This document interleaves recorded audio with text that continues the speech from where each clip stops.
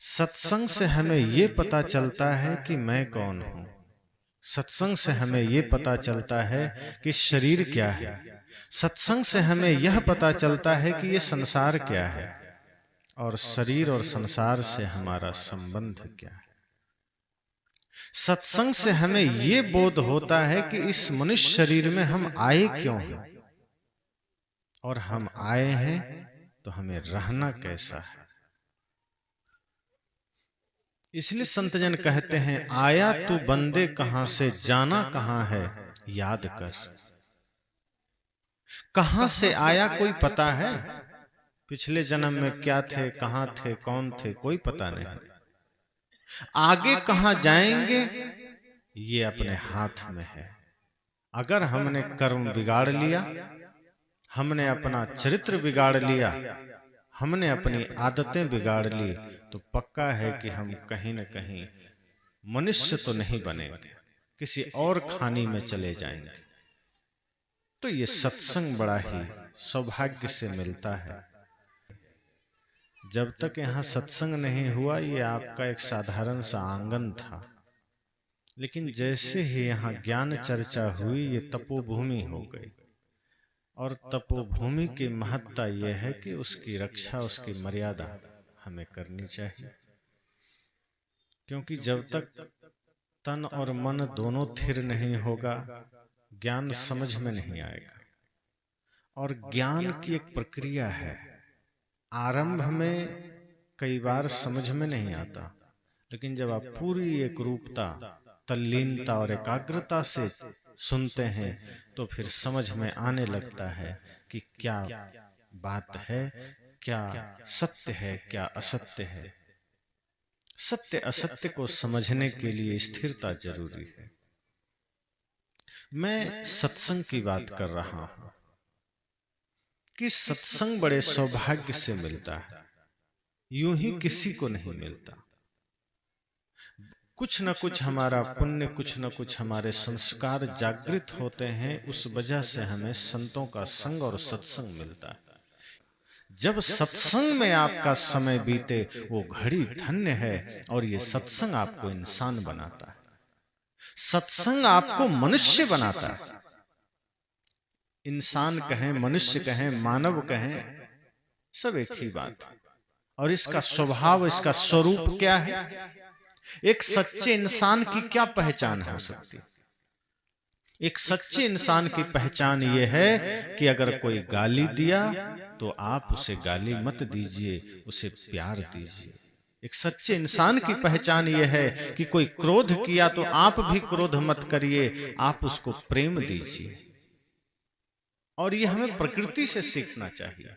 एक सच्चे इंसान की पहचान यह है कि कोई गलती करे तो हमें गलती नहीं करना है, हमें सही करके दिखाना है। एक सच्चे इंसान की पहचान यह है जो भाई से प्रेम रखता है, जो माता पिता का सम्मान करता है, जो गुरु में निष्ठा रखता है, जो राष्ट्र के प्रति समर्पित है। किसी भी क्रम में, किसी भी परिस्थिति में जो राष्ट्र को सर्वोपरि मानता है, वो सच्चा इंसान है। जो मानवता का पुजारी है, वो सच्चा इंसान है। और यदि हम, आज कई लोग होते हैं भी जो कहते हैं हमें देश से क्या मतलब, हमको नौकरी मिल जाए फिर देश से हमको कोई लेना देना। लोग कहते हैं हमको रोजगार चाहिए, हमको भोजन चाहिए, हमें देश से कोई मतलब नहीं, देश में चाहे आतंकवादी घुस जाए। लेकिन अपने महापुरुषों को देखिए, याद कीजिए। महाराणा प्रताप जैसे वीर कहे, नहीं मैं जंगल में घास की रोटियां खाना स्वीकार करूंगा, लेकिन मुझे देश की एकता, देश की शांति और देश की अखंडता चाहिए। अगर वो नहीं तो मुझे भोजन स्वीकार नहीं, मुझे राज्य स्वीकार नहीं, मुझे धन स्वीकार नहीं। देश गुलाम था। भगत सिंह 23 वर्ष की अवस्था में फांसी पर लटक गए। वो भी चाहते पढ़ लिख करके रोजगार ले लेते। सुभाष चंद्र बोस, वो तो उस वक्त जो आज का आईएएस रैंक के अधिकारी होते हैं, उन्होंने वो पास कर लिया था इंग्लैंड से। लेकिन जब देखा देश संकट में है, देश खतरे में है, देश की संस्कृति खतरे में है, उन्होंने उसको भी त्याग दिया और कूद पड़े आजादी के आंदोलन में। ये महापुरुष हमें प्रेरणा देते हैं कि जब बात समाज और राष्ट्र की आ जाए, वहां सिर झुका के स्वीकारना उस लक्ष्य को, वहां फिर अपना व्यक्तिगत हित, व्यक्तिगत स्वार्थ नहीं रह जाता। ये सत्संग आपको इसी रूप में जागृत करता है।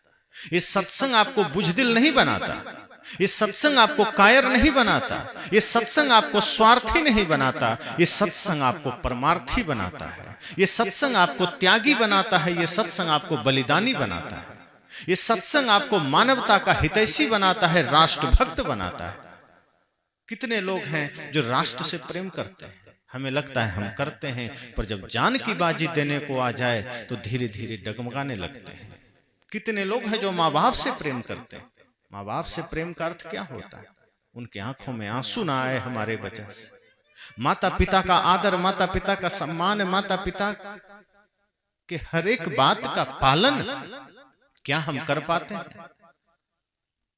आज पूरे भारत में धूम है, उत्सव का दिन है, कल राम मंदिर का उद्घाटन। सोचिए पूरे भारत में किनका मंदिर बन रहा है? श्री राम। श्री राम कौन है? मर्यादा पुरुषोत्तम। और उनकी पहचान क्या है? कल राज तिलक होना है। सौतेली माता कैकेयी ने कहा नहीं, भरत को राजगद्दी दो, राम को वनवास दे दो। दशरथ बंधे थे वचनों में, मजबूर हो गए। राम जी को पता चला, राम जी के चेहरे पर गुस्सा आया कि प्यार, कहीं क्रोध आया, कहीं ईर्ष्या आई, कहीं नफरत आया। मुस्कुरा दिया उन्होंने और पिता से कहा आप चिंता मत करिए, आपके वचन कभी खाली नहीं जाएंगे। और कौन कहता है मुझे राज्य नहीं मिला? शायद अयोध्या की राजगद्दी छोटी होती, आप तो मुझे पूरे जंगल का साम्राज्य दे दिए।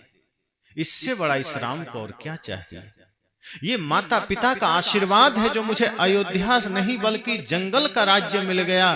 और मैं तो अपने आप को सौभाग्यशाली समझता हूं कि मुझे जंगल में ऋषि मुनि संतों का दर्शन मिलेगा, सेवा का अवसर मिलेगा, सन्यासी जीवन जीने का अवसर मिलेगा। वरना यहां तो मैं संतों का दर्शन ही ना कर पाता।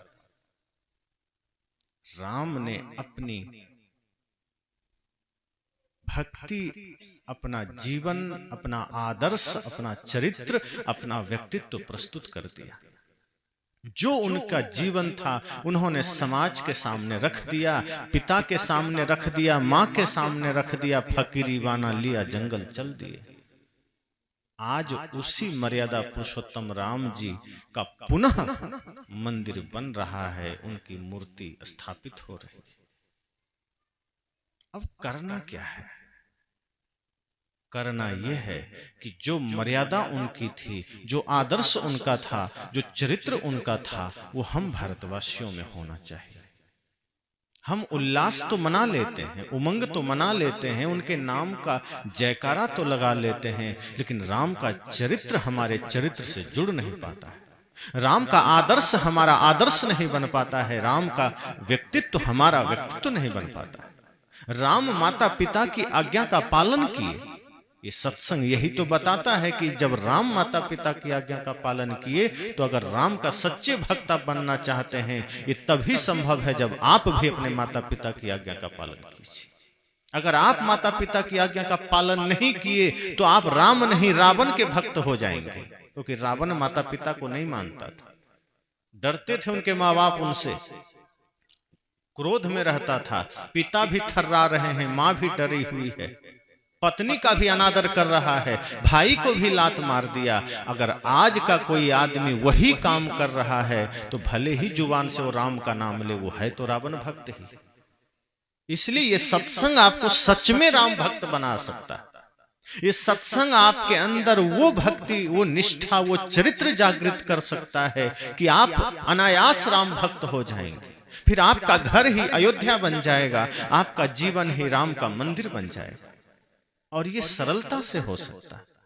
अगर व्यक्ति ये चाह ले, ठान ले कि हमें भी राम जैसी मर्यादा धारण करनी है, तो क्या दिक्कत है? फिर राम की भक्ति यही तो है।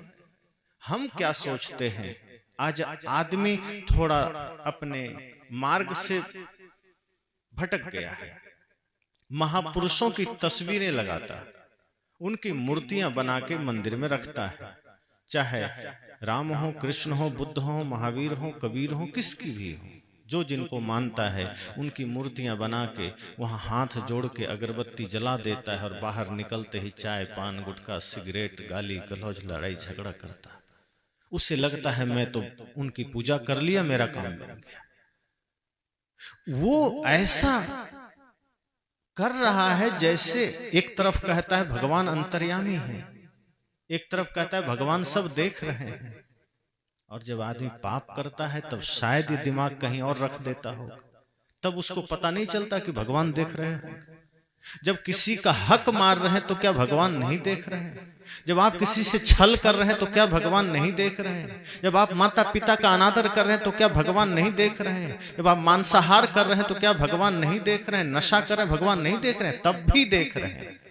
आपके हृदय में बैठा हुआ भगवान देख रहा है, जिसको गोस्वामी जी ने कहा भी है, प्रकृति पार प्रभु सब उर्वासी। प्रकृति से परे वो प्रभु, वो ईश्वर सबके हृदय में बैठा है और वो सदैव आपका साक्षी है, आपके कर्मों का गवाह है, आपके करतूतों का निगरानी कर रहा है। ये अलग बात है कि हम माया के प्रभाव में सबको नजरअंदाज कर देते हैं। भीतर से आवाज तो आती है कि ये गलत है, मत करो, लेकिन मन और माया इतना प्रबल हो जाता है कि हम वहां भीतर की आवाज दबा देते हैं और गलत करते चले जाते हैं। गलत करने के लिए ट्रेनिंग भी नहीं लेना पड़ता। सबसे अच्छी बात तो ये कि गलत करने के लिए किसी को कुछ करना ही नहीं पड़ता, सीखना नहीं पड़ता है, कहीं से प्रैक्टिकल भी नहीं करना पड़ता, कोई विद्यालय नहीं जाना पड़ता। कहीं भी पूरे भारत, पूरे दुनिया में किसी को क्रोध करना सिखाया जाता है, किसी को गाली देना सिखाया जाता है, किसी को चोरी करना सिखाया जाता है। ये खुद आदमी सीख लेता है और बड़ी जल्दी सीख लेता है। जो गलत मार्ग है, जो बुराई का रास्ता है, वो इतना चिकना होता है, इतना ढलान उस पर है कि आदमी सिर्फ खड़ा हो जाए तो अपने एक दिन महाचोर बन जाता है।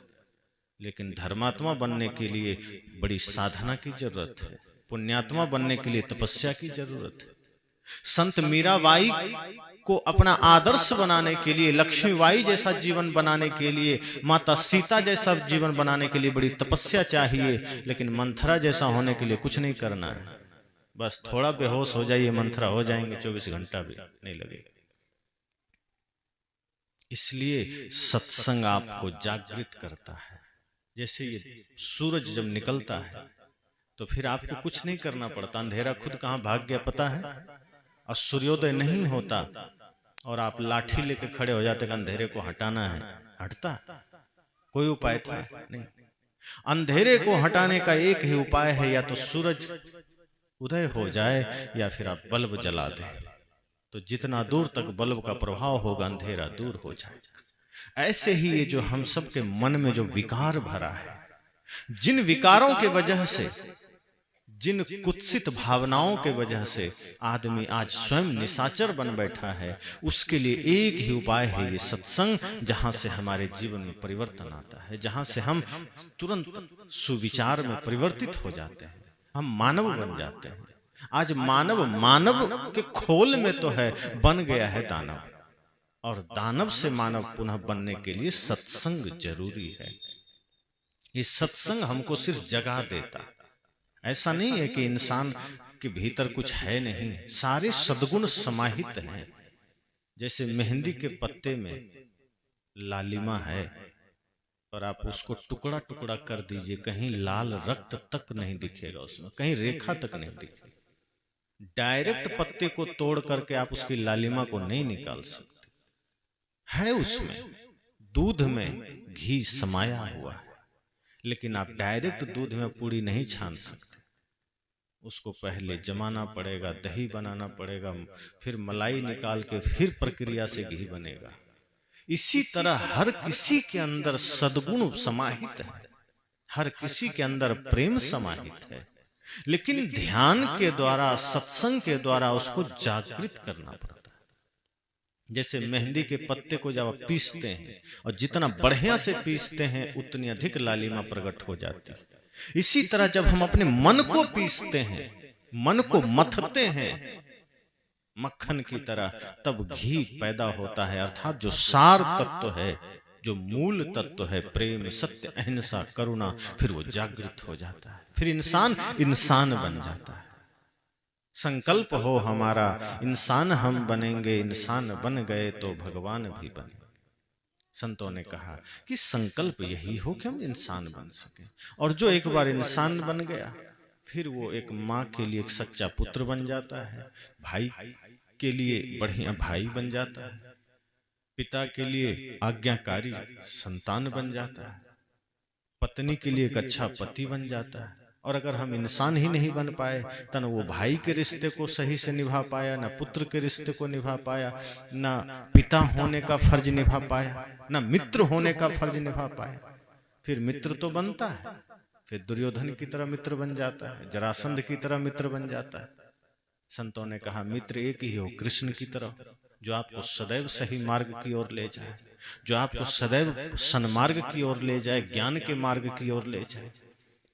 हजारों मित्र की क्या जरूरत है, एक ही काफी है। अगर मित्र ज्ञानी हो, समझदार हो, जो आपको डूबने न दे। और मित्रों की बड़ी समस्या है कि आदमी उसकी बात ठुकरा नहीं पाता। अगर एक बार भाई और माता पिता की बात ठुकरा देता है, लेकिन मित्र अगर है, कैसे ठुकरा दे? मित्र है मेरा। और जीवन में जो भी बुराई आती है, उसका पहला श्रेय मित्र को ही जाता है। आप ध्यान दीजिए, अगर कोई इसमें से बैठे हों, अगर कोई भी नशा करते हों, मन ही मन विचार कीजिए, पहली बार नशा आपको किसी मित्र ने ही कराया होगा, बड़े प्यार से कराया होगा। नहीं नहीं लो ना, क्या दिक्कत है, हम अपना पैसा खर्च करते हैं, अपना पैसा खर्च करके आपको कराया होगा। तब आपने ये नहीं कहा कि जहर है हम नहीं लेंगे, मित्र ने दिया है, जहर भी है तो अमृत होगा, कोई बात नहीं, ले लेते हैं। और जब 2-4 बार मित्र ने देखा, अब इसको आदत पड़ गई, तब फिर वो पैसा देना बंद, अब आप पैसा खर्च करके खरीद के उसको दीजिए। दुश्मन आपको अगर नशा का सामान दे दे, दुर्व्यसन का सामान दे दे, आप लेंगे? नहीं लेंगे। अरे नशा तो छोड़िए, आपका कोई शत्रु है, अगर वो अमृत आपको देगा तो आप सोचेगा पता नहीं जहर दे रहा होगा। लेकिन मित्र जहर दे रहा है तब भी आप ग्रहण किए जा रहे हैं। तो पहली जो हमारी स्थिति बिगड़ती है, पहला जो हमारा जीवन बिगड़ता है, उसका श्रेय मित्र को जाता है। इसलिए सत्संग से हमको ये बोध मिलता है कि मित्र भी ऐसा हो जो सत्य मार्ग की ओर ले जाए, मित्र भी ऐसा हो जो ज्ञान के मार्ग की ओर ले जाओ। और ऐसा मित्र ना हो तो मत बनाइए किसी को, क्योंकि संगत से सुख उपजे, कुसंगत से दुख होए। साहब ने कहा कि संगत अगर अच्छी होगी तो सुख भी होगा, और संगत गलत हो जाएगी तो दुख भी होगा। अपन अंदाज करिए, कभी शराब के दुकान पर आप खड़े हो जाइए और गिलास में दूध पीजिए, लोग क्या कहेंगे? शराब पी रहा होगा। संगत का असर हो गया। आप दूध पी रहे हैं लेकिन दुकान है शराब की, तो लोग क्या कहेंगे कि आप शराब पी रहे हैं। भले ही आप उसमें लिप्त नहीं हुए, लेकिन लोगों के नजर में तो आप शराबी हो गए। इसलिए संगत का प्रभाव पड़ता है। इसलिए संगत बड़े ध्यान से कीजिए। हाँ, या तो आप में इतना सामर्थ्य हो कि आप शराब की दुकान पर खड़े होइए तो शराबी भी बदल जाए, या तो इतना सामर्थ्य लेके खड़े होइए, या तो इतना पावर बना के वहां बैठिए कि आपके बैठने से 5 आदमी शराब पीना छोड़ दे, वरना बैठिए मत।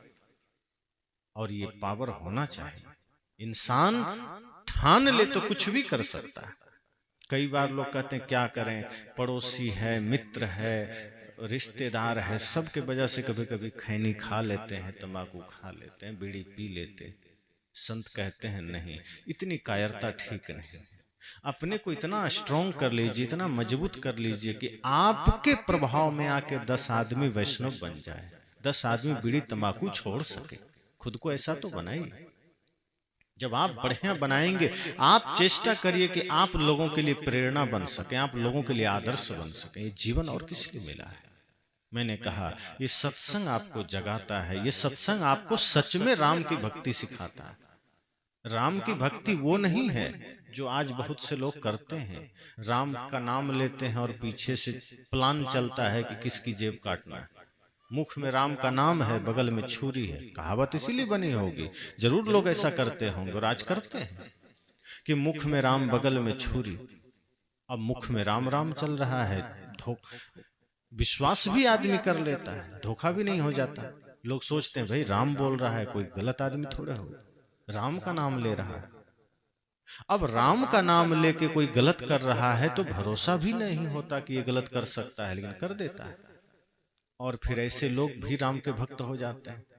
कृष्ण प्रेम की शिक्षा दे रहे हैं और उनके भक्त नफरत फैला रहे हैं। बुद्ध करुणा की शिक्षा दे रहे हैं और उनके शिष्य जानवरों को मार के खा रहे हैं। ये कहां गई करुणा? तो चाहे सदगुरु कबीर हो, चाहे कोई महापुरुष हो, वो जो रास्ता बताते हैं अगर हम उस पर नहीं चलेंगे तो हम कबीर को क्या माने? कुछ नहीं माने। महापुरुषों का मानना क्या है? उनको मानना, जैसे आप हमको माने, कब माने? जब जाने। आपने हमको जाना, सुना, जो भी दो चार लोग सुने, मन में जागृति हुई, इच्छा हुई कि चलो यहां प्रत्यक्ष में हम सत्संग सुने। अब मैं कहता हमारे आने की जरूरत नहीं है, मेरा फोटो लगा के वहीं माइक रख दीजिए, सत्संग सुन लीजिए, होगा ये? फोटो बोल पाएगा? पीछे लगा है, वहां माइक लगा दें, आप सुन पाएंगे? फोटो प्रतीक है, मात्र प्रतीक, वो कुछ नहीं कर सकता। फोटो इशारा है, संकेत है कि हाँ ये भी कोई है, इसको प्रत्यक्ष में अगर बुला ले तो आपको मिल सकता है। महापुरुषों के चित्र जो होते हैं वो संकेत के लिए है कि ये ऐसे थे, इनसे हमको कुछ सीखना चाहिए, ऐसा बनना चाहिए। हम क्या करते हैं? फोटो पकड़ के बैठ गए, अगरबत्ती घुमाए, नियम बना लिया कि शायद हम पूजा करेंगे तो भगवान प्रभावित होकर आशीर्वाद दे देंगे, तो दे देंगे। तो ऐसा काम तो चोर भी करता है। वो भी चोरी करने से पहले 2 किलो लड्डू शिव जी को चढ़ा देता है कि प्रभु कृपा करना, चोरी कर लें हम। तो क्या भगवान शिव उसको भी आशीर्वाद दे देंगे, जाओ तुम चोरी कर लो? एक जुआड़ी भी जुआ खेलने से पहले शिव जी पर लड्डू चढ़ाता है, गांजा चढ़ाता है कि प्रभु कृपा करना, जुए में हमको लंबा हाथ मार ले। तो क्या शिव जी उसको भी आशीर्वाद दे देंगे कि जाओ तुम भी जुआ में जीत जाओ? गलत चीजों में भी आदमी भगवान का नाम लेके गलत कर रहा है। सबसे बड़ी समस्या ये है, ये भगवान को न समझना हुआ। फिर ऐसे लोग भगवान का अपमान करते हैं। कितने ऐसे जगह हैं जो शराब की दुकान भगवान के नाम पर रखा गया है, जो भगवान शराब को जानते तक नहीं, उनके नाम पर शराब की दुकानें हैं, उनके नाम पर पान की दुकानें हैं, उनके नाम पर बीड़ी सिगरेट की दुकानें। एक जगह मैं देखा गणेश बीड़ी लिखा था। अब गणेश जी कभी बीड़ी जानते तक नहीं होंगे, उनके नाम पर लोग बीड़ी बेच रहे हैं। ऐसे नासमझों की कमी नहीं धरती पर, जो भगवान को बदनाम कर रहे हैं। जो भगवान आपको सत्य का ज्ञान दे रहे हैं, जो आहार शुद्धि की बात कर रहे हैं, जो मन शुद्धि की बात कर रहे हैं, आदमी इतना मूर्ख है कि उन्हीं के नाम पर बीड़ी बेच रहा है, उन्हीं के नाम पर तंबाकू बेच रहा है। हनुमान तंबाकू, अब हनुमान जी तंबाकू को जानते भी नहीं। कितना शुद्ध आदमी, मनसा वाचा कर्मणा पवित्र है, भक्ति में, भक्ति की पराकाष्ठा पर, बल में अतुलित है, ज्ञान में अतुलित है, ज्ञान में प्रकांड विद्वान है। ऐसे महापुरुष को भी लोग नहीं छोड़ते। उनको भजना क्या है? हनुमान को ही भजना है तो उनका भजन क्या है? आपे तेज संहारो, आपे तीनों लोक हाँकते का, कि आपन तेज, अपनी शक्ति, अपने सामर्थ्य को संभालिए, अपने मन, अपने इंद्रियों को वश में करिए, फिर पूरा संसार आप समझना जीत लिया आपने। किसी पर शासन करना है, इसका सबसे अच्छा फार्मूला है अपने मन, अपने इंद्रियों पर शासन करिए। और जो अपने मन और अपने इंद्रियों पर शासन करता है, फिर दुनिया उसके सामने हाथ जोड़ लेती, फिर सबके दिलों में आप बैठ जाते हैं। एक राजा होता है जो सब पर डंडे से शासन करता है, एक संत होते हैं जो सबके दिलों पर शासन करते हैं। चाहे वो कोई भी संत हो, जो निष्पक्ष होंगे, जो मानव के हितैषी होंगे, स्वाभाविक लोगों के दिलों में बैठ जाते हैं, लोग श्रद्धा से झुक जाते हैं। इसलिए मैंने कहा कि सत्संग जब आप सच में सत्संग में समय देंगे, सुनेंगे, तो सत्संग आपको एक सच्चा इंसान बना देगा। फिर राम के भक्त भी आप होंगे तो जहां होंगे वहीं आपका घर मंदिर बन जाएगा। सदगुरु कबीर की चेष्टा यही है कि आप मंदिर जाएं तभी मंदिर ना हो, घर भी मंदिर बन सके। आप सुबह 1 घंटे प्रार्थना गाएं तभी प्रार्थना ना हो, जब भी जिससे बोलें इतना मीठा बोलें वो सब प्रार्थना ही हो जाए। अलग से क्यों गाली देना? अब दिन में गाली बक रहे हैं, शाम को प्रार्थना गा रहे हैं। दिन में लोगों से क्रोध में बात कर रहे हैं, शाम को 10 मिनट के लिए ओम जय जगदीश हरे कर रहे हैं। तो साहब कहते हैं ये तो पाखंड है। मन को इतना पवित्र रखिए कि बाकी समय भी माता पिता भाई बंधु से प्रेम से बोलिए, फिर आपका वो भी प्रार्थना है, फिर आपका मुख सदैव पवित्र रहेगा। अब कुछ देर पहले इसी मुख से भगवान का नाम लिए, बाद में इसी मुख से आप गाली दे रहे हैं। तो इसी मुख में कभी रावण बैठ गया, इसी मुख में कभी राम बैठ गया। इसलिए आज अगर राम जी का आगमन अयोध्या में हो रहा है तो मैं आह्वान करूंगा कि वही राम की मर्यादा का, उसी राम के चरित्र का आगमन आप सबके हृदय में होना चाहिए। जिस दिन राम का चरित्र, राम की मर्यादा आप सबके हृदय में आ जाएगा, ये देश, ये दुनिया, ये संसार, ये गांव, ये मोहल्ला सब राममय हो जाएगा, अर्थात सब ज्ञानमय हो जाएगा। फिर ना कहीं कोई भाई दुखी रहेगा, ना कोई मित्र दुखी रहेगा, ना आपका समाज दुखी रहेगा, ना आपका पड़ोसी दुखी रहेगा। जैसे ही सबके हृदय में आप राम को देखेंगे, जैसे ही आप सबके हृदय में राम की पहचान कर लेंगे, सबके साथ आपका व्यवहार मधुर हो जाएगा, मीठा हो जाएगा। फिर आप अपने समाज के लिए, राष्ट्र के लिए सदैव समर्पित रहेंगे। फिर मुख में राम होगा और बगल में भी राम होगा। और वो राम को हमारे संतों ने क्या कहा? रमन्ति योगिना यस्मिन इति रामा, कि जिसमें योगी संत महर्षि सब रमन करते हैं वो राम है। वो आत्मा भी राम है, वो आत्मा, चेतन आत्मा राम ही तो है। तभी तो हमारे महापुरुषों ने बड़े ही गहराई से, बड़े ही बारीकी से कहा कि जब तक मन के विकार नहीं मिटेंगे, जब तक मन के कलुषित भावनाएं नहीं मिटेगी, हृदय में राम प्रकट नहीं होंगे। राम को प्रकट करना है, राम को जानना है, राम को जीना है, तो मन को निर्मल करना पड़ेगा। एक भजन आपने सुना होगा, धोना था मन भूल गया तो धोता रहा तन मल मल के, घर का ईश्वर भूल गया तो तीर्थ करता चल चल के, धोना था मन भूल गया तो। क्या कहा? मन को धोना था। अब आदमी कई बार सोचता है कि बाल्टी में पानी लाए, कपड़े धो लिए, तौलिया धो लिया, और कोई कपड़ा है जो है सब धो लिया, ये मन को कैसे धोए? ये तो समझ में नहीं आता है। कोई बाहर कपड़ा तो है नहीं, इसको धो ले, कैसे धो ले? और समस्या यही है कि धोना मन को ही।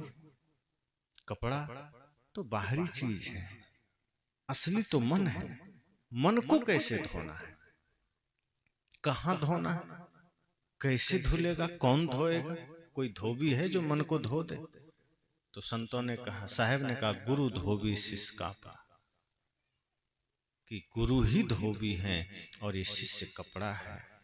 अर्थात अगर मन को धोना है तो सत्संग में धुलेगा। ये सत्संग वो गंगा है जहां मन धुलता है। बाहर के पानी से आपके कपड़े धुल जाएंगे, शरीर धुल जाएंगे, पर मन के विकार, मन की गंदगी सत्संग रूपी गंगा में धुलेगी। और जब गंगा में इस सत्संग में हम डुबकी लगाएंगे तो मन विकारों से मुक्त होगा, और जब मन विकारों से मुक्त होगा तो राम आपको मिल जाएंगे। इसलिए राम ने कहा भी है, निर्मल मन जन सो मोहि पावा, मोहि कपट छल छिद्र न भावा। कई लोग राम जी के पीछे दौड़ रहे थे। कोई कुछ दिन उपवास कर रखा था, कोई तपस्या कर रहा था, कोई कुछ हठ योग कर रहा था, लेकिन कोई माता का अपमान करके आया था, कोई पिता से झगड़ा करके आया था, कोई मांस खा के आया था। लोगों को बताया जाता है कि तुम मांस खाओ, मछली खाओ, अंडा खाओ, माता से लड़ो, भाई से लड़ो, कोई बात नहीं, राम का नाम लो, कल्याण हो जाएगा। तो ऐसा ही काम करके राम के पीछे वो दौड़े जा रहा था। तो राम जी मिल गए, थोड़ी दूरी पर सामने थे। कहा, क्यों मेरे पीछे आ रहे हो? तो उन लोगों ने कहा, आप ही को तो पाना चाहते हैं, ये पूरी दुनिया राम के पीछे भाग रही, हम भी आ रहे हैं, हम आपको पाना चाहते हैं। राम जी ने कहा, मुझे तो नहीं पा सकोगे। उन लोगों ने कहा, प्रभु आपके निकट आ गए हैं, अब तो बिल्कुल पा लेंगे, अब थोड़ी सी दूरी बची है, चले थे तो आप दिखते भी नहीं थे, अब तो हम इतना तेज चले कि आप दिख रहे हैं और आपसे हम बात भी कर रहे हैं, अब आपको हम पा लेंगे। राम जी ने कहा, ये जो फासला है ना, दूरी, ये बना रहेगा, कभी पा नहीं सकोगे। अब ये लोग निराश हो गए। कहा, इतनी तपस्या किए हैं, इतना सब कुछ किए हैं आपको पाने के लिए, आप कहते हैं नहीं पा सकेंगे, तो कौन पा सकता है आपको? तब राम जी ने कहा, निर्मल मन जन सो मोहि पावा। कहा, जिसका मन निर्मल है वो मुझे पा लेगा, उसको मेरे पास दौड़ने की जरूरत, वो जहां है मैं वहीं मिल जाऊंगा। सबरी का मन निर्मल था, कहीं जाना पड़ा, राम खुद द्वार पर आ गए। विदुर का मन निर्मल था, कहीं जाना पड़ा, दुर्योधन का मेवा त्याग दिया कृष्ण ने। कहा, तुम्हारा मेवा नहीं खाएंगे, तुम्हारा 56 भोग नहीं खाएंगे। कहां चले गए? बिना बुलाए विदुर के घर चले गए। विदुर तो बुलाए भी नहीं थे, लेकिन विदुर के जीवन में भक्ति थी, श्रद्धा थी, निर्मल मन था, इसलिए 56 भोग त्याग दिया श्री कृष्ण ने। लेकिन विदुर के घर का साग और रोटी भी अमृत से अधिक स्वादिष्ट हो गया। संत कहते हैं, जब आपका मन निर्मल हो जाता है तो समझो राम आ गए। जब आपका मन निर्मल होता है तो समझना आपका घर मंदिर बन गया। तो वहां एक मंदिर बन रहा है, उस मंदिर से आपने क्या सीखा?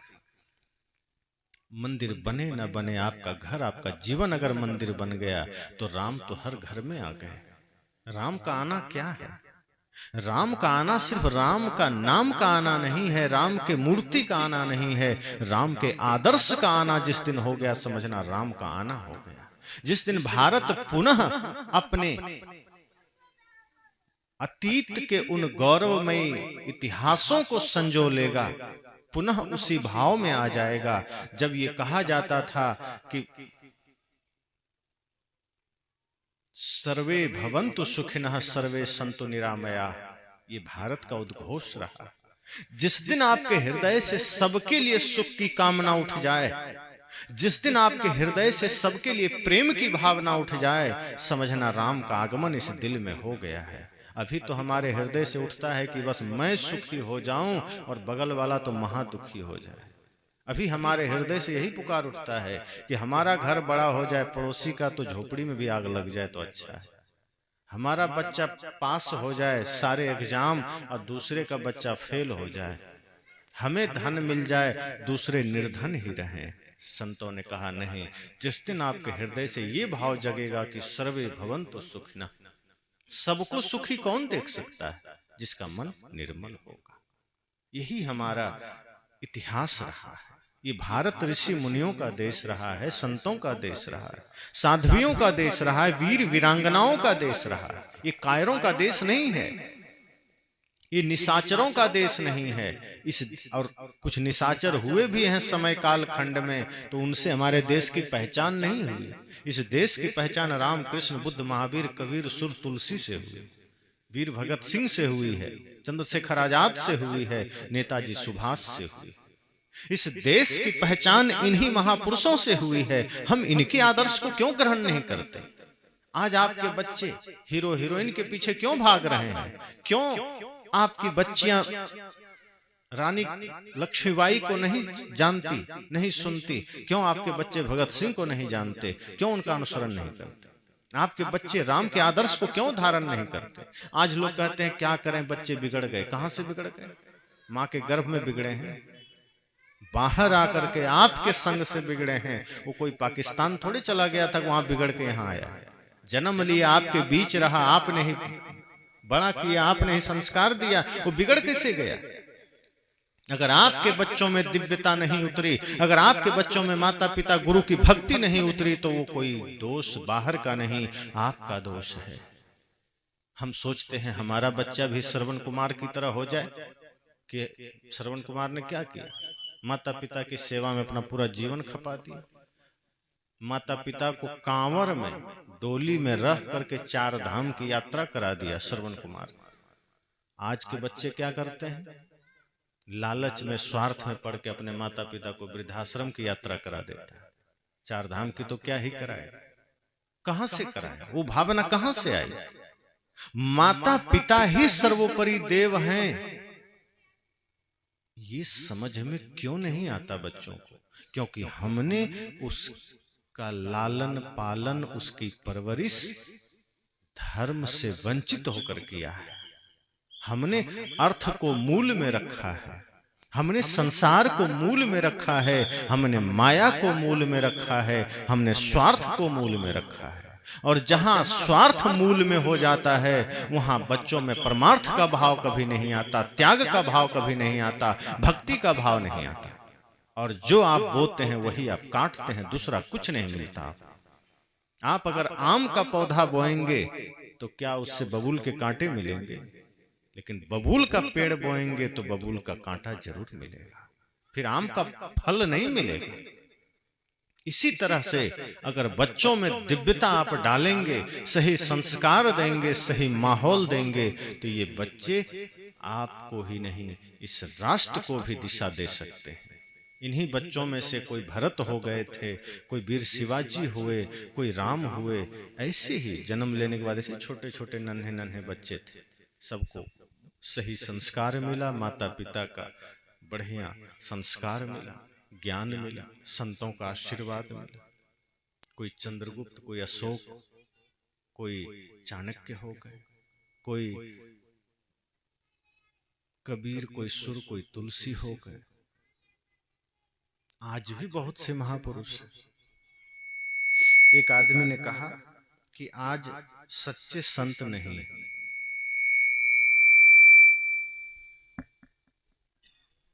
लोगों ने कहा आज सच्चे संत नहीं, नकली है, कोई असली नहीं।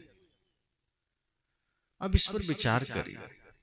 आदमी अपनी कमियों को नहीं देखता। संत असली हो कि नकली हो, ज्ञान तो सबका असली है। मान लीजिए कोई नकली ही, बोल तो सत्संग ही रहा होगा। अगर वो कहता है कि माता पिता का सम्मान करो, मांस मछली छोड़ दो, सबसे प्रेम रखो, भाई से प्रेम रखो, तो ये बात गलत है क्या? अगर कोई नकली ही बोला है तो आपके लिए तो असली है वो संत, वो विचार। संत को रहने दीजिए नकली, उसका देह से आपको क्या लेना देना? आपको उसके ज्ञान से लेना देना है ना। आप दुकान पर जाते हैं मिठाई खरीदने, तो आप मिठाई के बारे में जानते हैं कि मिठाई बढ़िया है कि नहीं, कि हलवाई का पूरा डिटेल निकालते हैं, हलवाई कैसा है निकालते हैं क्या? कि नहीं नहीं, पहले हलवाई के बारे में जानेंगे, अगर ये सही होगा तभी मिठाई लेंगे। क्या लेना देना? वो मिठाई बेच रहा है, आप लेते हैं, खाते हैं, मन आपका भर गया, हो गया। अगर कोई मिठाई के दुकान पर चोरे बैठ के अगर मिठाई बेच रहा है, आप क्या करते हैं? मिठाई लेके चल देते हैं। कोई दुष्टात्मा बेच रहा है, आप लेके चल देते हैं। मिठाई से मतलब रखिए, कहाँ है, कौन है, किस, उसका पिता कौन है, उसका गांव क्या है, उसका कैरेक्टर सर्टिफिकेट आपको निकालने क्या जरूरत है? और एक बात और ध्यान रखिए, असली का ही नकली होता है। अगर असली है तभी नकली चल रहा है, अगर असली होगा ही नहीं तो नकली किसका बनेगा? नकली ऐसे बन जाएगा। असली नोट है तभी तो उसका नकली नोट बाजार में आया है।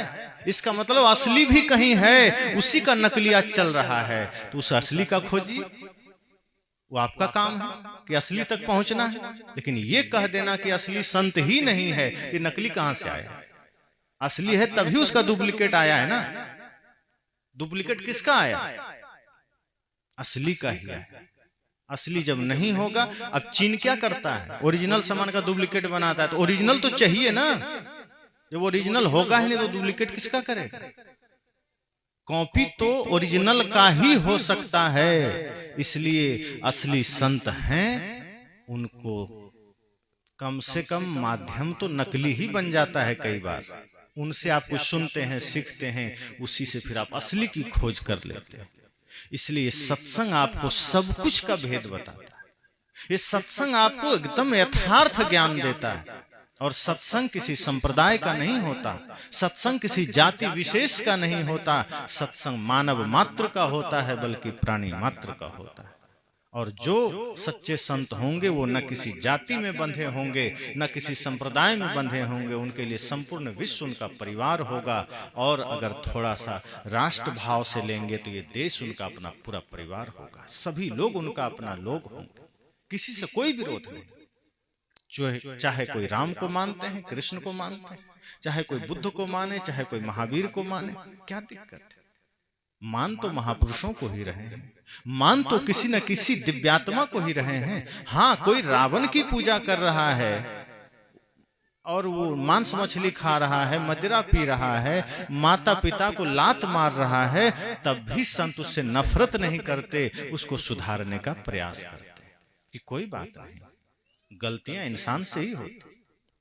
जब तक अज्ञानता है, गलत राह पर चल रहे हैं, ज्ञान का दीपक जलेगा, सारी अज्ञानता मिट जाएगी। और वही आदमी जो अब तक अनादर करता था माता पिता का, उन्हीं के चरणों में फिर उसे तीर्थ नजर आने लगे।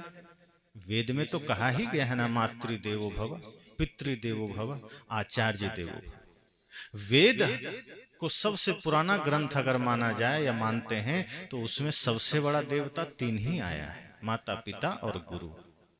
चौथा कोई देव नहीं जिनको माना जाए। लेकिन देवत्व का भाव सब में होना चाहिए। जैसे लोग कई जगह बोल देते हैं कि बोलिए अपने अपने माता पिता की जय, तो सिर्फ अपने अपने नहीं, दूसरे के माता पिता की भी जय बोलने में कोई दिक्कत नहीं, क्योंकि माता पिता सबके होते हैं, वो सभी दिव्य होते हैं। कोई कोई माता, कोई कोई पिता भी गलत होते हैं। अब जैसे प्रहलाद बेचारा, उनका बाप ही गड़बड़ था, हिरण्यकश्यप। तो कोई कोई पिता भी गड़बड़ होता है, लेकिन पुत्र बढ़िया होकर के पिता को भी तार देता है। और कोई कोई पिता बढ़िया है, पुत्र भटक जाता है। महात्मा गांधी जी के पुत्रों के बारे में कहा जाता है शराबी जुआड़ी थे, भटके हुए थे, गांधी जी इतने महात्मा। तो ये अपवाद होता है। नियमतः ये होता है कि माँ बाप अगर दिव्य हैं, संस्कारी हैं, तो बच्चे भी सही मार्ग पर चलते हैं। और ये सारा बोध आपको सत्संग से मिलता है। तो ये पहला दिन का सत्संग है। और सत्संग चाहे थोड़ी ही देर का हो, सत्संग सदैव जागृति लाता है, चेतना को जगाता है। सच्चे संत आपको ये कभी नहीं कहेंगे कि तुम बस सत्संग सुन लो मुक्ति मिल जाएगी। सत्संग मुक्ति नहीं देता, सत्संग मुक्ति का मार्ग देता है। सत्संग आपको पापों से मुक्ति नहीं देता है। सत्संग ना पाप करने की सलाह और पुण्य अर्जित कैसे होगा इसका ज्ञान देता है। ऐसे